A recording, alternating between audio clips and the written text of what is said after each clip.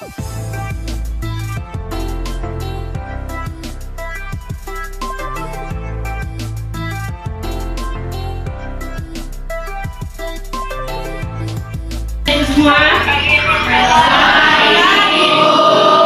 gimana kabar kalian? Baik, Bu. Terus sebelum kita memulai pembelajaran kita, lebih baik kita berdoa terlebih dahulu. Silakan Dilan untuk membawakan doa kita dulu. Enak.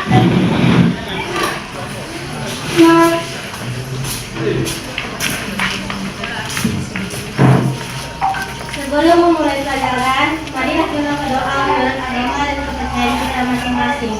Doa dimulai.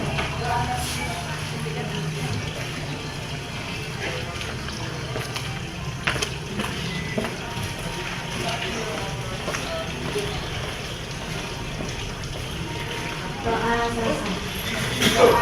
Terima kasih Dilan.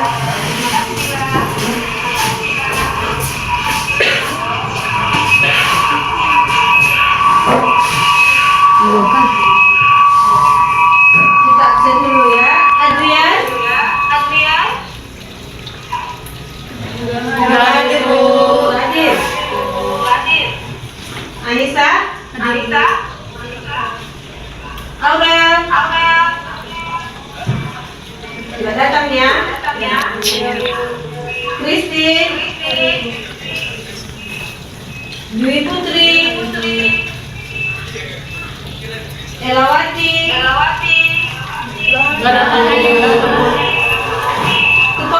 Adapun tujuan daripada pembelajaran sumber sejarah ini adalah di mana peserta didik diharapkan untuk memahami pengertian dari sumber sejarah.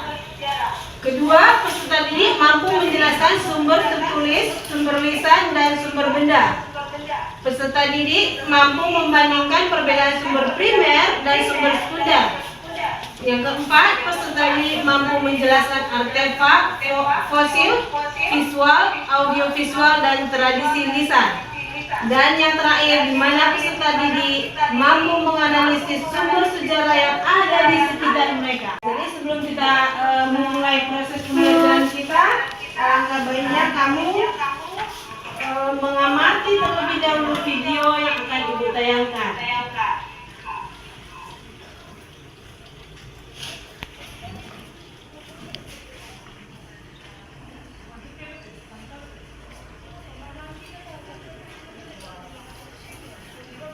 Sudah, amati dengan benar ya.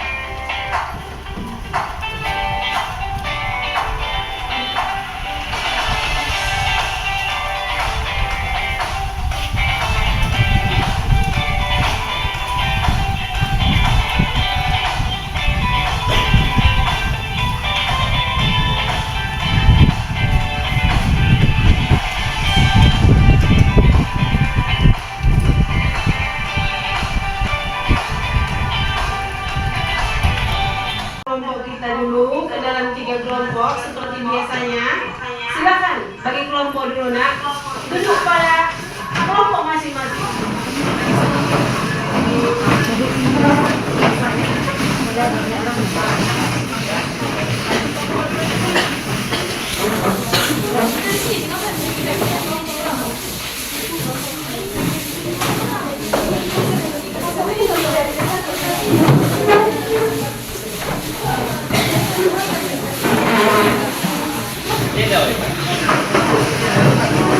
Ya,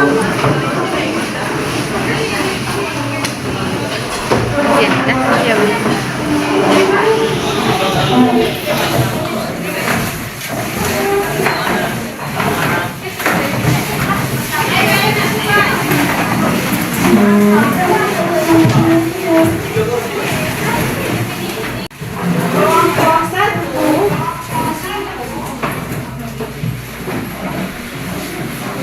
ini materi pembahasannya.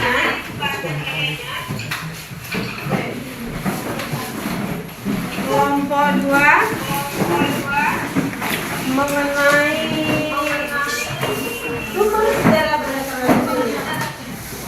Kelompok 3 ya, hasil dari kerja nanti itu ditaruh dalam bentuk tanpa atau PTT seperti biasa yang kita lakukan.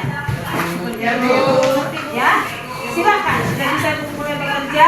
Kalau ada yang belum paham, tanyakan ke ibu. Ya, boleh bu. Bu, ya isi ya bu. Apa nak? Yang ini isi. Bisa di situ. Tapi hasilnya nanti kan seperti biasa dalam tanpa aja.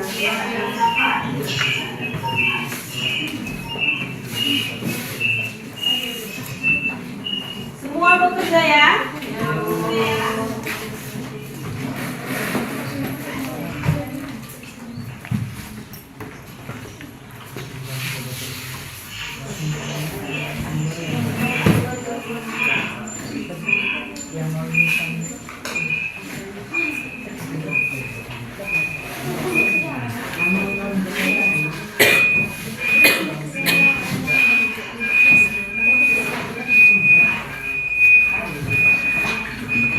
Bisa buka HP-nya untuk mencari informasi tentang materimu.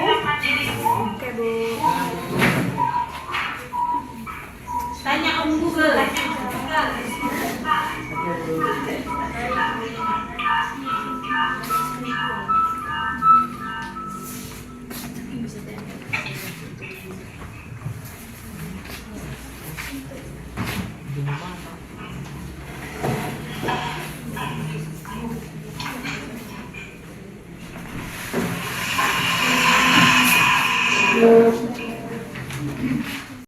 Kelompok 1 sejarah berdasarkan sifatnya, cari tahu kekurangan daripada setiap sumber tersebut.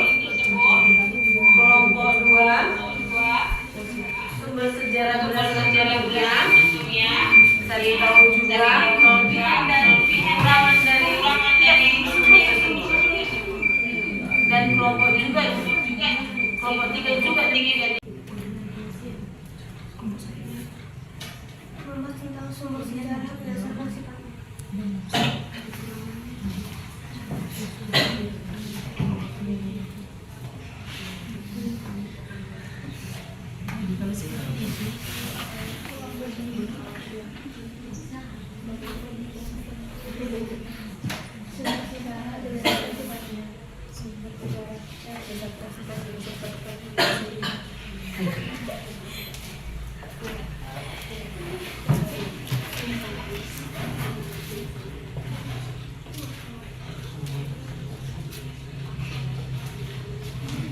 Ada masalah?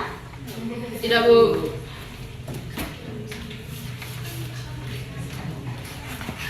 Kelompok 3 ada masalah? Tidak ada, Bu. Ibu kasih waktunya 15 menit. 15 menit berasa udah cukup itu. Karena materinya pun sedikit ya kan? Jadi saya perwakilan dari kelompok 1 yang mempresentasikan hasil diskusi kami mengenai pembelajaran kita hari ini. Kami terdiri dari Ketua Retina Ginting, lalu beranggota Muhammad Al-Farizi, Siti Kaila Sabila, Aurel Karina, Reynaldo, Indah Helianta, Dwi Putri, Garneta, Fatih Francisco, dan Saiful Afif. Jadi di sini kami mencari tentang informasi tentang sumber sejarah berdasarkan sifatnya, yaitu sumber primer, sumber sekunder, dan juga sumber tersier. Pengertian dari sumber primer adalah kesaksian dari seseorang yang pernah melihat peristiwa dengan indera yang dimilikinya, baik dengan mata maupun dengan indera yang lainnya. Informasi ini didapatkan dari orang yang secara langsung terlibat dalam peristiwa sejarah. Informasi tersebut berupa tulisan, lisan, ataupun audio visual. Nah, sumber sekunder memiliki arti yaitu kesaksian dari seseorang yang tidak secara langsung terlibat dalam peristiwa sejarah pada masa lampau. Sumber sekunder ini bisa berupa tulisan, lisan, dan audio visual. Sumber tersier adalah kumpulan sumber sejarah yang berasal dari sumber sejarah sekunder yang telah ditafsirkan kembali. Sumber sejarah ini merupakan kumpulan dari beberapa hasil penelitian ahli sejarah yang dianalisis. Kelebihan dari sumber primer adalah data sesuai dengan kenyataan. Kekurangan dari sumber primer adalah waktunya lama. Kelebihan dari sumber sekunder adalah mudah didapat. Kekurangan dari sumber sekunder adalah jika data sudah lama tidak relevan. Kelebihan dari sumber tersier adalah jumlah banyak. Kekurangan dari sumber tersier adalah kurang sesuai dengan kajian. Hanya ini presentasi dari kami kelompok 1. Jika ada kekurangan mohon dimaafkan. Ada pertanyaan? Ya, bagus ya kelompok 1. Sekarang kita buka sesi tanya jawab kita seperti biasa. Silakan, siapa yang mau memberikan pertanyaan kepada kelompok 1? Saya, Bu. Ya, silakan Dila. Saya Indra dari kelompok 2 ingin bertanya kepada kelompok 1. Apa saja contoh-contoh dari primer, sekunder, sama tersier tadi? Ya, Dari kehidupan sehari-hari.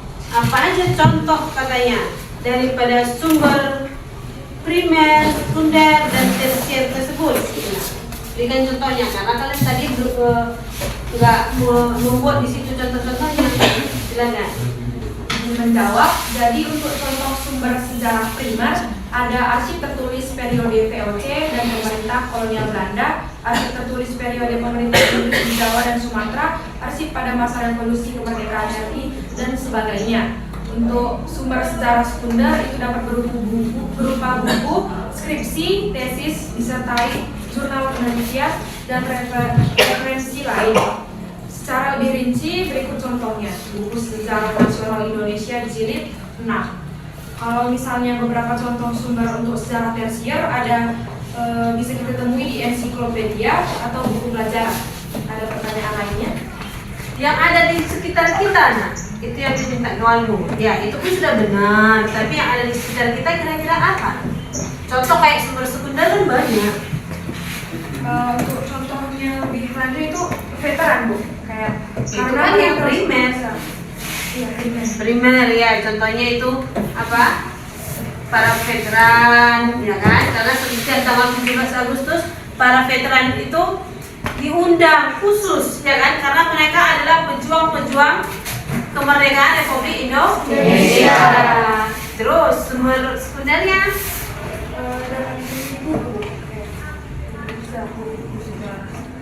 itu tersier nakku. Kalau sekunder apa? Baca dulu, pahami dulu materi yang tentang sekunder tadi. Kesaksian dari seorang yang tidak secara langsung terlibat dalam peristiwa sejarah pada masa lampau. Sumber ini bisa berupa tulisan, berupa lisan, dan audio visual. Dia nggak yang paling utamanya, nak? Ada yang bisa? Kelompok 1, bantu kawannya, nak. Kira-kira apa? Contoh dari sumber sekunder, kata Sedila.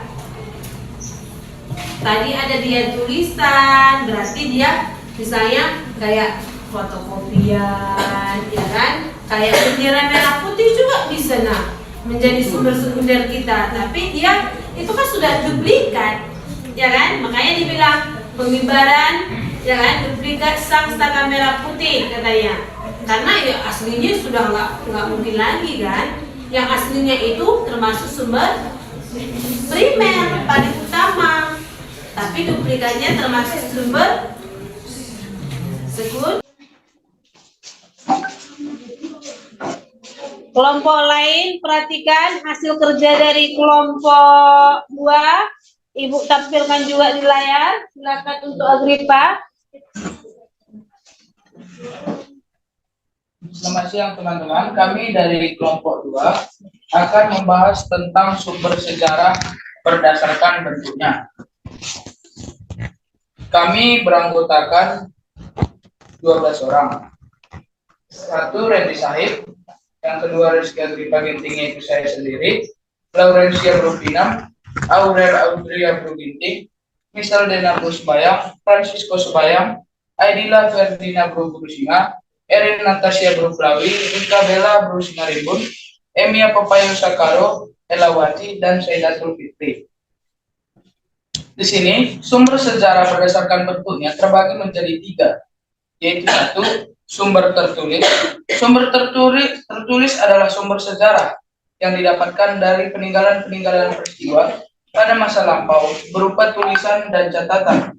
Contohnya prasasti, dokumen, piagam, naskah, surat kabar, dan laporan. Yang kedua yaitu sumber lisan.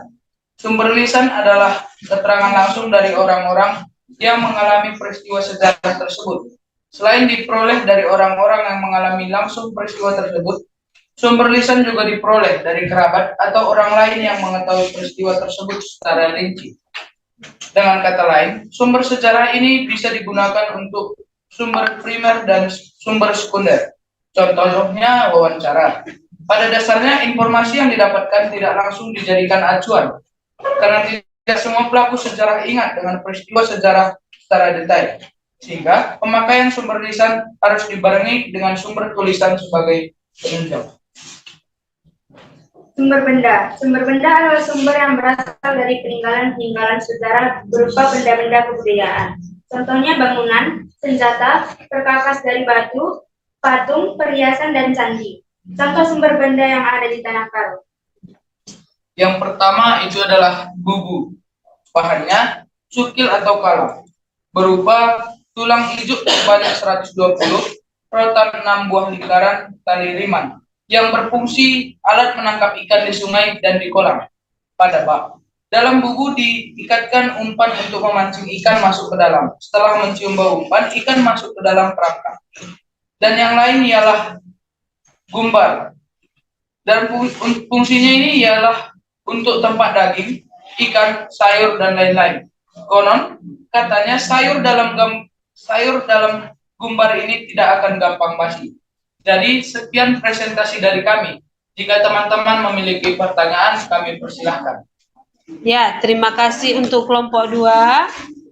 Kelompok 2 juga bagus sekali hasil dari kerja kelompok mereka. Sekarang kita buka sesi tanya jawab mengenai kelompok 2. Mereka membahas tentang sumber sejarah berdasarkan bentuknya. Jadi sumber sejarah berdasarkan bentuknya itu terbagi atas sumber lisan, sumber benda, dan sumber apa? Sumber bendanya. Cuma 2 aja? 3. Satu lagi apa? Sumber lisan, sumber benda, sama Sumber tulisan. Iya, dan sumber tulisan. Dan untuk kelompok lainnya, silahkan tanggapi, mau memberikan saran atau bertanya, kami persilahkan. Silakan kelompok 1, berikan pertanyaanmu atau tanggapanmu terhadap hasil kerja dari kelompok 2 ini.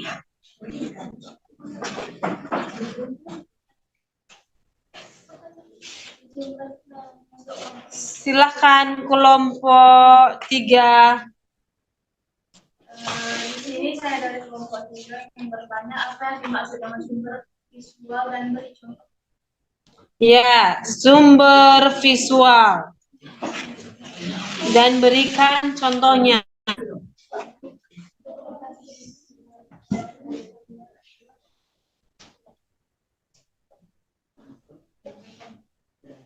Itu bukan materi dari kelompok 3 nanti tuh. Ini instruksi salah baca pertanyaan ya. Itu kan materi kalian itu Naku. Bentuk dari sumber elektronik ada apa saja? Bisa disebutkan. Ya, bentuk dari sumber elektronik katanya. Bisa. Sumber elektronik adalah sumber sejarah yang dapat diakses secara digital melalui internet atau media elektronik lainnya. Berikut adalah beberapa bentuk umum dari sumber elektronik. Yang pertama, arsip digital. Arsip digital adalah sumber elektronik yang berisi dokumen, foto, video, dan rekaman audio yang disimpan dalam format digital. Ini termasuk arsip nasional, arsip perpustakaan, dan arsip khusus yang menyimpan dokumen dan rekaman sejarah. 2. Basis data. Basis data adalah sumber elektronik yang berisi informasi yang terorganisir dalam format yang dapat diakses dan dicari. Ini termasuk basis data sejarah, basis data genealogi, dan basis data arkeologi. Yang ketiga, situs web.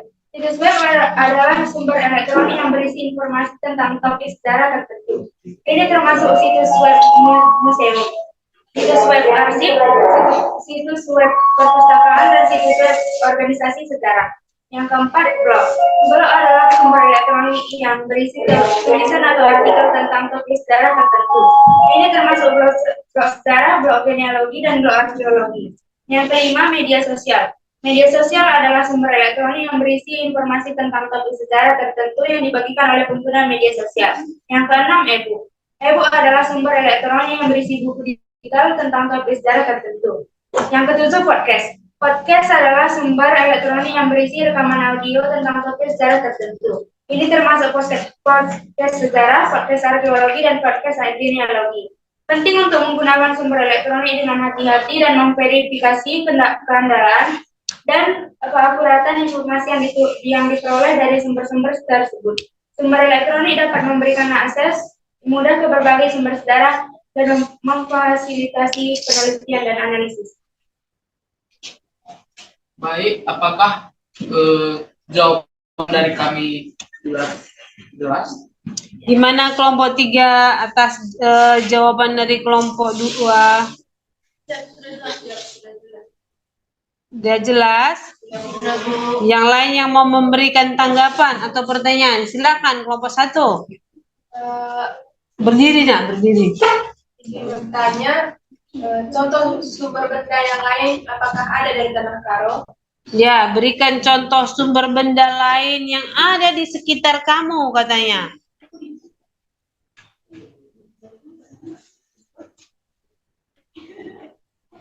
Baik, pertanyaan tadi terima. Masih banyak contoh benda dari Tanah Karo, yaitu contohnya tutu-tutu yang berfungsi menumbuk sirih. Tutu-tutu ini biasanya digunakan oleh orang tua pemakan sirih yang lanjut usia. Contoh lainnya adalah baka. Tempat ini menyimpan uis sebagai alat untuk ritual, repangir pulau, ataupun mengket rumah baru. Yang lain ada kudin gelang-gelang untuk menanak nasi. Dan yang terakhir yang kami ketahui ada di sekitar daerah kita yaitu adalah tabu-tabu Irawang yang menyimpan obat atau senjata pada tempo dulu. Baik, apakah jawaban dari kami sudah jelas? Udah. Jadi yang paling utama sekali nakku, kalau kau bertanya tentang sumber benda, di rumahmu pun banyak. Kalau kau enggak misalnya memasak nggak menggunakan blender ya kan? Tahu kau penggilingan cabai itu? Itu bisa menjadi sumber sejarah pada zaman apa? Paleolitikum, pada masa di mana masyarakat Indonesia belum mengenal yang dapat digunakan untuk mengumpulkan informasi tentang peristiwa yang terjadi pada masa lampau. Sumber sejarah bisa dibedakan berdasarkan sifat, dibagi menjadi 3, yaitu sumber primer, sekunder, dan tersier. Bisa juga dilihat dari sumber sejarah berdasarkan bentuk, yaitu sumber tertulis, lisan, dan benda. Dan juga sumber sejarah yang lain seperti artefak, fosil, visual, audiovisual, dan tradisi lisan. Sekian dan terima kasih. Tepuk tangan untuk teman-teman.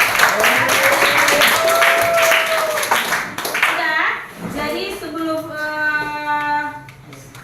demikianlah hasil materi kita, pertemuan kita. Sebelum kita masuk ke dalam penilaian individu, jadi kita ice breaking dulu ya. Silakan biar nggak pegang kali otak kalian terlalu belajar. Kan? Silakan berdiri nanti biar kita ice breaking. Kita lakukan dulu biasa. Tepuk kelima ya. Tepuk kelima. Proyek pembuatan profil pelajar Pancasila. Yes, yes, yes. Ya, silakan.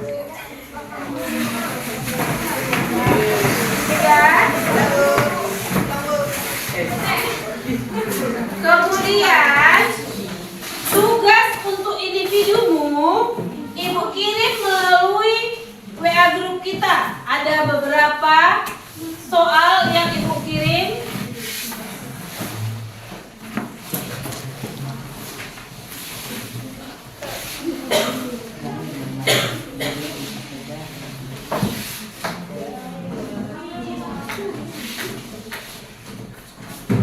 Yang harus kamu jawab, ya, tulis namanya di situ.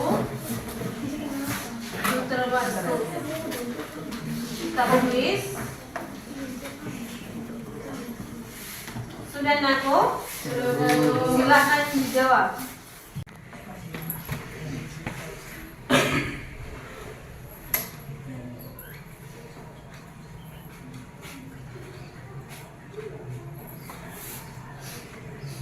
Kalau sudah siap, bagus ya. Di sini ternyata si Dila yang memiliki nilai tertinggi. Tepuk tangan dulu untuk si Dila.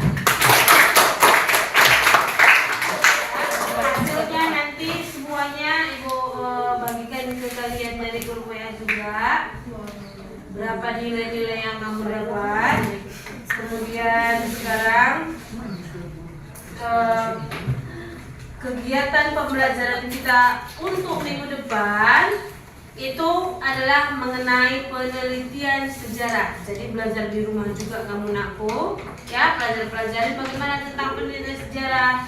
Karena penelitian nanti ya materinya lebih dalam lagi daripada yang ini, ya. Jadi kegiatan pembelajaran kita ini sudah selesai. Terima kasih atas kerja sama anak-anak Ibu semuanya. Hasil kerjamu bagus semua. Sekarang untuk mengakhiri pertemuan kita pada hari ini, kita akhiri juga dengan doa, ya. Tadi si Dila, silakan kembali Dila.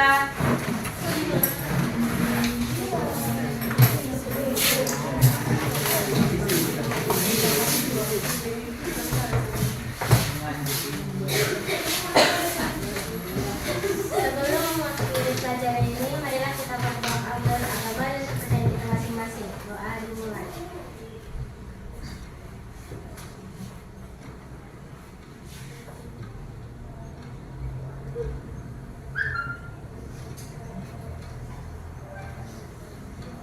Doa selesai. Ya, dan bisa pulang aku. Belajar di rumah ya.